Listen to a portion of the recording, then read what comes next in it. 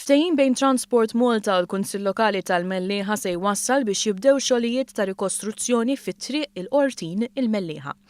Gvern Nazzjonalista kien wieħed dan il-proġett fl-2008, tant li fi frar ta' dik is-sena stess kien iffirmat ftehim bejn il-Korporazzjoni tal-Iżvilupp u l-Ministeru għall-Iżvilupp tat-Toroq.